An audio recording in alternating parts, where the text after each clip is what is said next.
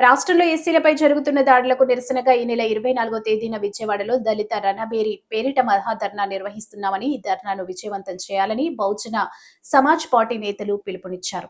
స్థానిక అంబేద్కర్ కమ్యూనిటీ హాల్లో దళిత రణబేరి పోస్టర్ను BSP Andhra Pradesh general secretary Gummapu Chitrasena, జిల్లా అధ్యక్షుడు పట్నాల విజయ్ కుమార్, రాజమండ్రి ఇన్ఛార్జ్ ఇసుకపట్ల రాంబాబు, జిల్లా కార్యదర్శులు నక్కా వెంకటరత్నం రాజు, వై ఆనంద్, నిడదవోలు అధ్యక్షుడు Bayye Munendra, Rajahmundry rural incharge Kondapalli Suribabu, Anaparthi incharge Kollamu Srinu, Rajahmundry కార్యదర్శి సోమాబత్తుల విజయ్ కుమార్, రాజమండ్రి రూరల్ నాయకుడు కొత్తపల్లి శేఖర్, అర్బన్ నాయకుడు బి కోటి, కొవ్వూరు నాయకుడు ప్రసాద్ తదితరులు ఆవిష్కరించారు. కూటమి ప్రభుత్వం వచ్చాక దళితులపై విపరీతంగా దాడులు జరుగుతున్నాయని ఆరోపించారు. మెడికల్ కళాశాలను ప్రైవేటు పరం చేయాలన్న విధానాన్ని ఖండిస్తున్నామన్నారు. ఈ నిర్ణయాన్ని వెనక్కి తీసుకోకపోతే అన్ని జిల్లాల్లో ఆందోళన చేస్తామన్నారు.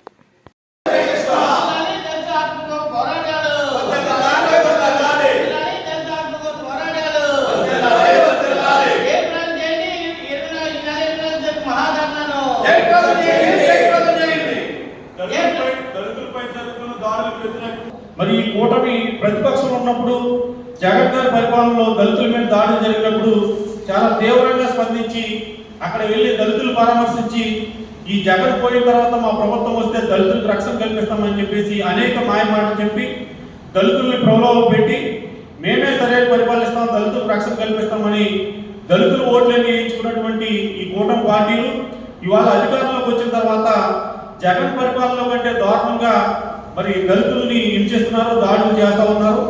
దళితులపై జరుగుతున్న దాడుల విషయంలో బహుజన సమాజ్ పార్టీ రాష్ట్ర కమిటీ తీవ్రంగా ఆలోచించి ఈ దళితులపై జరుగుతున్న దాడుల్లో ఎవరు మాట్లాడినా మాట్లాడకపోయినా ఈ రాష్ట్రంలో దళితులకి తన గొంతుగా దళితులకి అండగా ఉన్నటువంటి ఏకైక పార్టీ బహుజన సమాజ్ పార్టీ. దళితుల మీద ఇదే విధంగా దాడులు చేస్తే బహుజన సమాజ్ పార్టీ చూస్తూ ఊరుకోదు, రోడ్ల మీద రావడానికి సిద్ధంగా ఉంది.